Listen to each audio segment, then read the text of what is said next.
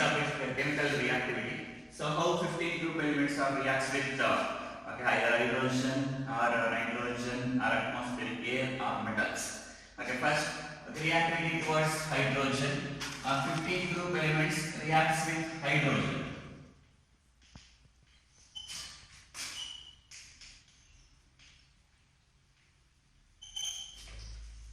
Okay, 15 group first element nitrogen, phosphorus, arsenic, antimony and bismuth. Okay, first nitrogen reacts with hydrogen to form ammonia, NH3. So like that phosphorus reacts with hydrogen to form phosphine, PH3. So arsenic reacts with hydrogen to form arsine, AsH3. Antimony reacts with hydrogen to form antimonite, SbH3. And next bismuth reacts with hydrogen to form bismuthite, BiH3. So all 15 group elements nitrogen, phosphorus, arsenic, antimony and bismuth reacts with hydrogen to form with respective hydrides. Okay, first ammonia formation ಆಗುತ್ತೆ, nitrogen hydrogen ಜೊತೆ react ಆದರೆ phosphorus react ಆದರೆ phosphine, arsenic react ಆದರೆ arsine, okay, antimony react ಆದರೆ stibine ಅಂತ ಹೇಳ್ತೀವಿ. So bismuth react ಆದರೆ bismuthine ಅಂತ ಹೇಳ್ತೀವಿ. So these are the 15 group elements reacts with hydrogen. Okay, next the chemical properties of these hydrides. Okay, first one thermal stability.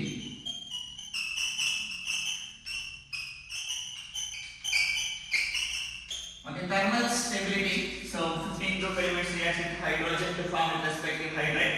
Okay, ಈ thermal stability down the group ಏನಾಗುತ್ತೆ from ammonia to bismuthine. Okay, so as we move from top to bottom, okay, nitrogen, phosphorus, arsenic, antimony ಮತ್ತೆ bismuth. Okay, so move on to size ಜಾಸ್ತಿ ಆಗುತ್ತೆ. Size ಜಾಸ್ತಿ ಆಗ್ತಾ ಹೋದಂಗೆ so nitrogen ಮತ್ತೆ hydrogen ಮಧ್ಯೆ ಇರ್ತಕ್ಕಂಥ ಎರಡು ಸ್ಮಾಲ್ ಎಲಿಮೆಂಟ್ ಆಗಿರೋದ್ರಿಂದ ಬಾಂಡ್ ಲೆಂತ್ ಏನಾಗಿರುತ್ತೆ ಅಂದ್ರೆ ತುಂಬಾ ಕಡಿಮೆ ಇರುತ್ತೆ. So bond length ಕಡಿಮೆ ಇದೆ. Next phosphorus ನ ಕನ್ಸಿಡರ್ ಮಾಡಿದ್ರೆ bond length ಸ್ವಲ್ಪ ಜಾಸ್ತಿ ಆಗುತ್ತೆ because nitrogen ಗಿಂತ phosphorus size ಏನಾಗಿರುತ್ತೆ ಅಂದ್ರೆ ಜಾಸ್ತಿ ಇರುತ್ತೆ. So ಅದರ arsenic ನ ಕನ್ಸಿಡರ್ ಮಾಡಿದ್ರೆ arsenic phosphorus ಗಿಂತ size ಜಾಸ್ತಿ ಆಗಿರೋದ್ರಿಂದ so bond length ಏನಾಗುತ್ತೆ ಅಂದ್ರೆ ಜಾಸ್ತಿ ಆಗುತ್ತೆ. So ಅದರ bismuth ಕನ್ಸಿಡರ್ ಮಾಡಿದ್ರೆ bismuth ಲಾಸ್ಟ್ ಎಲಿಮೆಂಟ್ ಆಗಿರೋದ್ರಿಂದ size ಇನ್ನೂ ಜಾಸ್ತಿ ಇರುತ್ತೆ. So size ಜಾಸ್ತಿ ಆಗ್ತಾ ಹೋದಂಗೆ 15 group elements ಮತ್ತೆ hydrogen ಮಧ್ಯೆ ಇರತಕ್ಕಂತ bond length ಏನಾಗುತ್ತೆ ಅಂದ್ರೆ ಜಾಸ್ತಿ ಆಗ್ತಾ ಹೋಗ್ತದೆ. So bond length ಜಾಸ್ತಿ ಆಗ್ತಾ ಹೋದಂಗೆ strength ಏನಾಗುತ್ತೆ ಕಡಿಮೆ ಆಗುತ್ತೆ. So thermal stability means high temperature ಅಲ್ಲಿ ಯಾವ ಮಾಲಿಕ್ಯೂಲ್ withstand ಆಗುತ್ತೆ ಅಂತ. So high temperature ಅಲ್ಲಿ molecules withstand ಆಗಬೇಕು ಅಂದ್ರೆ bond strength ಜಾಸ್ತಿ ಇರಬೇಕು. Bond strength ಜಾಸ್ತಿ ಇರಬೇಕು ಅಂದ್ರೆ length ಏನಾಗಿರಬೇಕು ಅಂದ್ರೆ ಕಡಿಮೆ ಇರಬೇಕು. So bond strength is inversely proportional to bond length ಅಂತ ಹೇಳ್ತೀವಿ.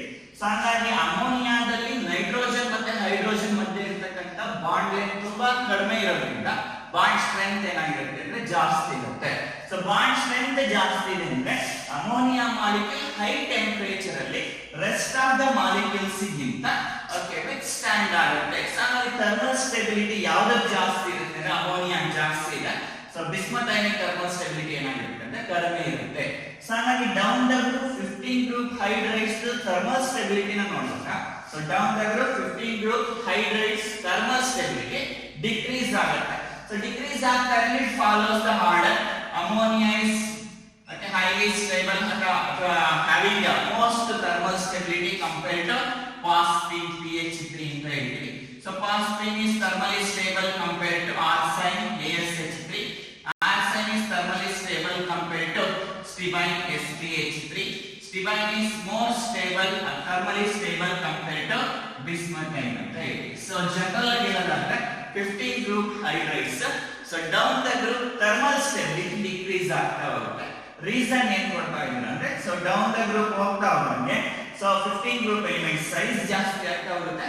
Size ಜಾಸ್ತಿ ಆಗ್ತಾ ಹೋದಂಗೆ 15 group elements ಮತ್ತೆ ಹೈಡ್ರೋಜನ್ ಮಧ್ಯೆ ಇರತಕ್ಕಂತ ಬಾಂಡ್ ಲೆಂತ್ ಏನಾಗುತ್ತೆ ಜಾಸ್ತಿ ಆಗುತ್ತೆ. ಸೊ ಬಾಂಡ್ ಲೆಂತ್ ಜಾಸ್ತಿ ಆಗ್ತಾ ಹೋದಂಗೆ ಸ್ಟ್ರೆಂತ್ ಏನಾಗುತ್ತೆ ಅಂದ್ರೆ ಕಡಿಮೆ ಆಗುತ್ತೆ. Okay, second point okay reducing property.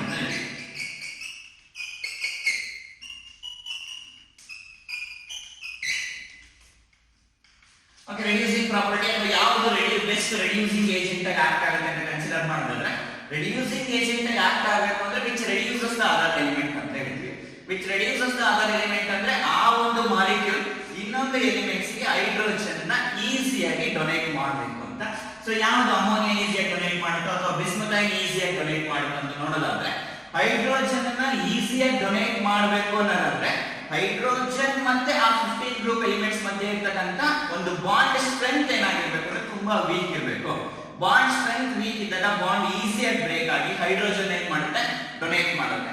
So ಹಾಗಾಗಿ ಹೈಡ್ರೋಜನ್ ನ ಈಸಿಯಾಗಿ ಡೊನೇಟ್ ಮಾಡಬೇಕು ಅಂದ್ರೆ ಬಾಂಡ್ ಸ್ಟ್ರೆಂತ್ ಕಡಿಮೆ ಇರಬೇಕು.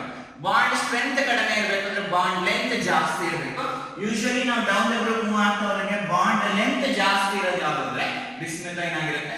ಸೊ ಬಿಸ್ಮಥೈನ್ ಬಾಂಡ್ ಲೆಂತ್ ಜಾಸ್ತಿ ಇರೋದ್ರಿಂದ ಸ್ಟ್ರೆಂತ್ ಕಡಿಮೆ ಇರುತ್ತೆ.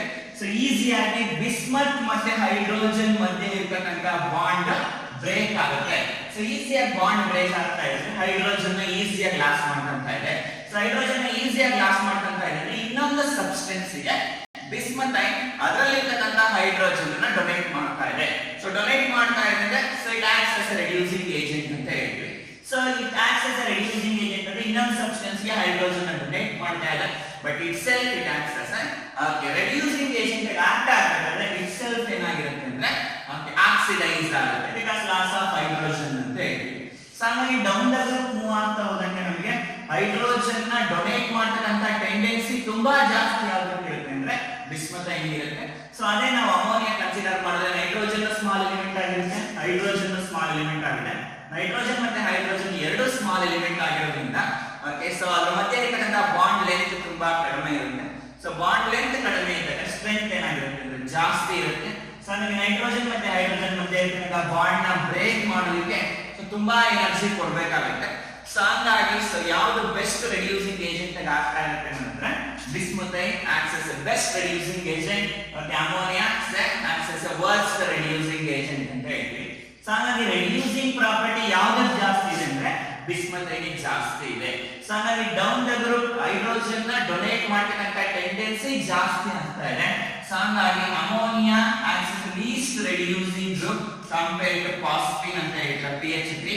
Okay, PH3 is least acts as a least reducing agent. Okay, compared to arsine ASH3. ASH3 is acts as a less reducing agent or least reducing agent compared to stibine SBH3. Okay, so stibine is less reducing agent compared to bismuthine and BiH3. Okay, in these 15 group hydrides, bismuthine it acts as a good reducing agent. Okay, so least reducing agent ಯಾವ್ದಾಗಿರುತ್ತೆ ಅಂದ್ರೆ ammonia ಆಗಿರುತ್ತೆ. So ಈ reducing property ನಾವು ಯಾವ basis ಮೇಲೆ ಹೇಳ್ತೀವಿ so bond length ಮತ್ತೆ bond strength ಮೇಲೆ ಹೇಳ್ತಾ ಹೋಗ್ತೀವಿ. ಓಕೆ ನೆಕ್ಸ್ಟ್ ಇನ್ನೊಂದು ಇಂಪಾರ್ಟೆಂಟ್ ಪಾಯಿಂಟ್ಸ್ ಏನಪ್ಪ ಅಂದ್ರೆ ಬಾಯ್ಲಿಂಗ್ ಪಾಯಿಂಟ್ ಅಂತ ಹೇಳ್ತೀವಿ.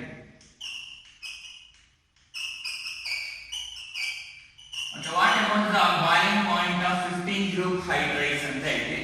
ಮತ್ತೆ ಇಲ್ಲಿ ಸಿಂಪಲ್ 1 ಮಾರ್ಕ್ಸ್ ಕ್ವೆಶ್ಚನ್ಸ್ ಏನ್ ಕೇಳ್ತಾರೆ ಅಂದ್ರೆ ಓಕೆ ಫಾಸ್ಫೇನ್ ಗೆ ಬಾಯ್ಲಿಂಗ್ ಪಾಯಿಂಟ್ ತುಂಬಾ ಕಡಿಮೆ ಇರುತ್ತೆ ಸೊ ಅಮೋನಿಯಾಗಿಂತ ಅಂತ ಹೇಳ್ತೀವಿ. ಸೊ ಯಾಕೆ boiling point down the group decrease ಆಗುತ್ತೆ ಅಂತ ಕನ್ಸಿಡರ್ ಮಾಡೋದಾದ್ರೆ okay so ammonia small size ಇರೋದ್ರಿಂದ ಓಕೆ ಸೊ ಮತ್ತೆ ಹೈಡ್ರೋಜನ್ ಸ್ಮಾಲ್ ಸೈಜ್ ಇರೋದ್ರಿಂದ ಬಾಂಡ್ ಸ್ಟ್ರೆಂತ್ ತುಂಬಾ ಜಾಸ್ತಿ ಇರುತ್ತೆ. ಪ್ಲಸ್ ಬಾಂಡ್ ಸ್ಟ್ರೆಂತ್ ಜಾಸ್ತಿ ಆಗ್ತಾ ಹೋದಂಗೆ ಓಕೆ ಸೊ ನೈಟ್ರೋಜನ್ ಮೇಲೆ ಇರತಕ್ಕಂತ loan pair of electrons which are involved in the hydrogen bonding ಅಂತ ಹೇಳ್ತೀವಿ. So intermolecular hydrogen bonding ನಿಮ್ಗೆ ಆಲ್ರೆಡಿ ಗೊತ್ತಿದೆ. ಹೈಡ್ರೋಜನ್ ಬಾಂಡಿಂಗ್ ಫಾರ್ಮೇಷನ್ ಆಗಬೇಕು ಅಂದ್ರೆ ಒಂದು ಮೋಸ್ಟ್ ಎಲೆಕ್ಟ್ರೋನೆಗೆಟಿವ್ ಎಲಿಮೆಂಟ್ ಇರಬೇಕು ಮತ್ತೆ ಹೈಡ್ರೋಜನ್ ಇರಬೇಕು. ಸೊ ಈ ಎಲೆಕ್ಟ್ರೋನೆಗೆಟಿವಿಟಿ ಆಫ್ ನೈಟ್ರೋಜನ್ ಇಸ್ 3 ಅಂತ ಹೇಳ್ತೀವಿ because it's the third most electronegative element ಆಗಿರುತ್ತೆ. ಸೊ ಹಾಗಾಗಿ ನೈಟ್ರೋಜನ್ ಮೇಲೆ ಇರತಕ್ಕಂತ pair of electron most electronegative ಇರೋದ್ರಿಂದ which is present in solid state or liquid state ಎರಡು ಸ್ಟೇಟ್ ಅಲ್ಲಿ ಓಕೆ ನೈಟ್ರೋಜನ್ ಹೈಡ್ರೋಜನ್ ಮಾಲಿಕ್ಯೂಲ್ಸ್ ಜೊತೆ ಇಂಟರ್ ಮಾಲಿಕ್ಯುಲರ್ ಹೈಡ್ರೋಜನ್ ಬಾಂಡಿಂಗ್ ನ ಮಾಡ್ಕೊಂತೆ. So intermolecular hydrogen bonding ನ ಮಾಡ್ಕೊಂತ ಐತೆ ಅಂದ್ರೆ ಸೊ ಅದು ಬಾಯ್ಲಿಂಗ್ ಪಾಯಿಂಟ್ ಏನಾಗಿರುತ್ತೆ ಅಂದ್ರೆ ಜಾಸ್ತಿ ಇರುತ್ತೆ. ಬಟ್ ಅದೇ ರೆಸ್ಟ್ ಆಫ್ ದ ಹೈಡ್ರೈಡ್ಸ್ ಬಂದರೂ ಸಹ ಫಾಸ್ಫೇನ್ ಮೇಲೂ ಸಹ ಒಂದು ಲೋನ್ ಪೇರ್ ಆಫ್ ಎಲೆಕ್ಟ್ರಾನ್ಸ್ ಇರುತ್ತೆ, ಆರ್ಸೈನ್ ಮೇಲೂ ಸಹ ಒಂದು ಲೋನ್ ಪೇರ್ ಆಫ್ ಎಲೆಕ್ಟ್ರಾನ್ಸ್ ಇದೆ. But down the group move ಆಗ್ತಾ ಹೋದಂಗೆ ಸೊ ಎಲೆಕ್ಟ್ರೋನೆಗೆಟಿವಿಟಿ ವ್ಯಾಲ್ಯೂ ಕಡಿಮೆ ಆಗುತ್ತೆ. ಸೊ ಎಲೆಕ್ಟ್ರೋನೆಗೆಟಿವಿಟಿ ವ್ಯಾಲ್ಯೂ ಕಡಿಮೆ ಆಗ್ತಾ ಹೋದಂಗೆ ಹೈಡ್ರೋಜನ್ ಬಾಂಡ್ ನ ಮಾಡ್ಕೊಂತಕ್ಕಂತ ಪ್ರಾಪರ್ಟಿ ಏನಾಗಿರುತ್ತೆ ಅಂದ್ರೆ ಕಡಿಮೆ ಆಗುತ್ತೆ. ಸೊ ಹಾಗಾಗಿ ಡೌನ್ ದ ಗ್ರೂಪ್ ಮೂವ್ ಆಗ್ತಾ ಹೋದಂಗೆ ಓಕೆ ಸೊ 15 ಗ್ರೂಪ್ ಹೈಡ್ರೈಡ್ಸ್ ಅಲ್ಲಿ ಹೈಡ್ರೋಜನ್ ಬಾಂಡಿಂಗ್ ಪ್ರಾಪರ್ಟಿ ಏನಾಗುತ್ತೆ ಕಡಿಮೆ ಆಗ್ತಾ ಇದೆ. ಸೊ ಹೈಡ್ರೋಜನ್ ಬಾಂಡಿಂಗ್ ಪ್ರಾಪರ್ಟಿ ಕಡಿಮೆ ಆಗ್ತಾ ಹೋದಂಗೆ okay so boiling point usually ಏನಾಗಿರುತ್ತೆ ಅಂದ್ರೆ ಕಡಿಮೆ ಇರುತ್ತೆ. ಸೊ ಹಾಗಾಗಿ ಸೊ ಇಷ್ಟು ಹೈಡ್ರೈಡ್ಸ್ ಅಲ್ಲಿ 15 ಗ್ರೂಪ್ ಅಲ್ಲಿ ಸೊ ಯಾವ್ದು ಬಾಯ್ಲಿಂಗ್ ಪಾಯಿಂಟ್ ಜಾಸ್ತಿ ಇರುತ್ತೆ ಅಮೋನಿಯಾ ಮಾಲಿಕ್ಯೂಲ್ಸ್ ಜಾಸ್ತಿ ಇರುತ್ತೆ. ಸೊ ಹಾಗಾಗಿ NH3 has more boiling point compared to phosphine PH3 BH3. Okay, phosphine having more boiling point compared to arsine NH3. Okay, arsine having more boiling point compared to stibine SbH3. Okay, stibine having more boiling point compared to bismuthine ಅಂತ ಹೇಳಿ. So ಹಾಗಾಗಿ down the group 15 group hydrides ಅಲ್ಲಿ okay boiling point ಕಡಿಮೆ ಆಗ್ತಾ ಹೋಗುತ್ತೆ. Okay, boiling point ಕಡಿಮೆ ಆಗ್ತಾ ಹೋಗ್ತಾ ಇದೆ. ರೀಸನ್ ಏನು ಗೊತ್ತಿಲ್ಲ ಅಂದ್ರೆ ಎಲೆಕ್ಟ್ರೋನೆಗೆಟಿವಿಟಿ ಕಡಿಮೆ ಆಗ್ತಾ ಇದೆ. So 15 group elements electronegativity value ಕಡಿಮೆ ಆಗ್ತಾ ಹೋದಂಗೆ ಇಂಟರ್ಮಾಲಿಕ್ಯುಲರ್ ಹೈಡ್ರೋಜನ್ ಬಾಂಡಿಂಗ್ ಮಾಡತಕ್ಕಂತ ಪ್ರಾಪರ್ಟಿ ಏನಾಗ್ತಾ ಇರುತ್ತೆ ಕಡಿಮೆ ಆಗ್ತಾ ಇದೆ. ಸೊ ಇಂಟರ್ಮಾಲಿಕ್ಯುಲರ್ ಬಾಂಡಿಂಗ್ ಮಾಡ್ಕೊಂಡಾಗ ಪ್ರಾಪರ್ಟಿ ಕಡಿಮೆ ಆಗ್ತಾ ಹೋದಂಗೆ ಬಾಯ್ಲಿಂಗ್ ಪಾಯಿಂಟ್ ಏನಾಗ್ತಾ ಇರುತ್ತೆ ಕಡಿಮೆ ಆಗ್ತಾ ಇರುತ್ತೆ ಅಂತ ಹೇಳಿ. ಸೊ ಹಾಗಾಗಿ boiling point follows the order. Okay, NH3 is having more boiling point compared to BH3 phosphine. Phosphine is more boiling point compared to arsine. Arsine is more boiling point compared to stibine. Okay, so bismuthine ತುಂಬಾ ಕಡಿಮೆ ಇರುತ್ತೆ because intermolecular hydrogen bonding ಮಾಡ್ತಕ್ಕಂತ property ಏನಾಗಿರುತ್ತೆ ಕಡಿಮೆ ಇರುತ್ತೆ ಅಂತ ಹೇಳ್ತೀವಿ. So ಇನ್ನೊಂದು ಪಾಯಿಂಟ್ ನ ಕನ್ಸಿಡರ್ ಮಾಡೋದಾದ್ರೆ ಬಾಂಡ್ ಆಂಗಲ್ ಅಂತ ಹೇಳ್ತೀವಿ. Okay, down the group bond angle ಏನಾಗುತ್ತೆ. ಸೊ ಬಾಂಡ್ ಆಂಗಲ್ ನ ಕನ್ಸಿಡರ್ ಮಾಡಬೇಕಾದ್ರೆ ಸೊ ಅಮೋನಿಯಾ ಮಾಲಿಕ್ಯೂಲ್ಸ್ ನೋಡಿ. ಸೊ ನೈಟ್ರೋಜನ್ ಸೆಂಟ್ರಲ್ ಆಟಮ್ ಆಗಿರುತ್ತೆ. ಸೊ ಮೂರು ಬಾಂಡೆಡ್ ಪೇರ್ ಆಫ್ ಎಲೆಕ್ಟ್ರಾನ್ಸ್ ಇರುತ್ತೆ. Nitrogen hydrogen nitrogen hydrogen. So ಒಂದು ಲೋನ್ ಪೇರ್ ಆಫ್ ಎಲೆಕ್ಟ್ರಾನ್ಸ್ ಇರುತ್ತೆ. So bond angle ನ ಕನ್ಸಿಡರ್ ಮಾಡಬೇಕಾದ್ರೆ ಲೋನ್ ಪೇರ್ ನ ಕನ್ಸಿಡರ್ ಮಾಡಬಾರ್ದು. So bond angle is the angle between the two bonded pair of electrons ಅಷ್ಟೇ. So ಇದೊಂದು bonded pair of electrons ಆಗಿರುತ್ತೆ. So ಇದೊಂದು ಬಾಂಡೆಡ್ ಪೇರ್ ಆಫ್ ಎಲೆಕ್ಟ್ರಾನ್ಸ್ ಆಗಿರುತ್ತೆ. ಅಥವಾ ಈ ಎರಡು ಬಾಂಡೆಡ್ ಪೇರ್ ಆಫ್ ಎಲೆಕ್ಟ್ರಾನ್ಸ್ ಮಧ್ಯೆ ಆಂಗಲ್ ನೋಡಬೇಕು, ಅಥವಾ ಈ ಎರಡು ಬಾಂಡೆಡ್ ಪೇರ್ ಆಫ್ ಎಲೆಕ್ಟ್ರಾನ್ಸ್ ಮಧ್ಯೆ ನೋಡಬೇಕು. ಸೊ ಯೂಶುವಲಿ ನಿಮಗೆ ಗೊತ್ತಿರುತ್ತೆ ಅಪ್ರಾಕ್ಸಿಮೇಟ್ಲಿ ಏನು ಹೇಳಿರ್ತೀರಾ 107 ಡಿಗ್ರಿ ಇರುತ್ತೆ. ಪಿರಮಿಡಲ್ ಶೇಪ್ ಇರುತ್ತೆ ಅಂತ ಹೇಳ್ತೀರಾ. sp3 ಹೈಬ್ರಿಡೈಸೇಷನ್ ಆಲ್ರೆಡಿ ಓದಿದ್ರಾ. ಓಕೆ, ಬಟ್ ಈ ಬಾಂಡ್ ಆಂಗಲ್ ಕನ್ಸಿಡರ್ ಮಾಡೋದಾದ್ರೆ ಅಮೋನಿಯಾ ಫಾಸ್ಫೇಟ್ ಎಲ್ಲಾದ್ರದ್ದು ಶೇಪ್ ಸೇಮ್ ಇರುತ್ತೆ ಬಿಕಾಸ್ 15 ಗ್ರೂಪ್ ಎಲಿಮೆಂಟ್ಸ್ ಆಗಿರೋದ್ರಿಂದ.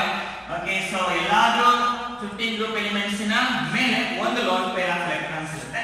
ಆ ಲೋನ್ ಪೇರ್ ಆಫ್ ಎಲೆಕ್ಟ್ರಾನ್ಸ್ ಇದ್ದಾಗ okay nitrogen most electronegative element ಆಗಿರೋದ್ರಿಂದ ಈ bonded pair of electron towards itself accept ಮಾಡತಕ್ಕಂತ ಟೆಂಡೆನ್ಸಿ ಏನಾಗಿರುತ್ತೆ ಅಂದ್ರೆ ಜಾಸ್ತಿ ಇರುತ್ತೆ. ಓಕೆ, ಟುವರ್ಡ್ಸ್ ಇಟ್ಸೆಲ್ಫ್ ಜಾಸ್ತಿ ಇದೆ ಅಂದ್ರೆ towards nitrogen okay bonded pair of electrons ನ ಮೂವ್ ಮಾಡ್ತಾ ಇದೆ ಅಂದ್ರೆ around the nitrogen atom. Okay, surround the nitrogen atom. Okay, bonded pair of electrons moving towards the nitrogen ಅಂತ ಕನ್ಸಿಡರ್ ಮಾಡಿದಾಗ ಇಲ್ಲಿ ಎಲೆಕ್ಟ್ರಾನ್ ಪೇರ್ ಏನಾಗಿರುತ್ತೆ ಅಂದ್ರೆ ಜಾಸ್ತಿ ಇರುತ್ತೆ. ಸೊ ಎಲೆಕ್ಟ್ರಾನ್ ಟೆಂಡೆನ್ಸಿ ಅಥವಾ ಎಲೆಕ್ಟ್ರಾನ್ ಕ್ಲೌಡ್ ಜಾಸ್ತಿ ಇದೆ ಅಂದ್ರೆ ಈ ಬಾಂಡೆಡ್ ಪೇರ್ ಎಲೆಕ್ಟ್ರಾನ್ಸ್ ಮಧ್ಯ ರಿಪಲ್ಷನ್ ಕ್ರಿಯೇಟ್ ಆಗುತ್ತೆ.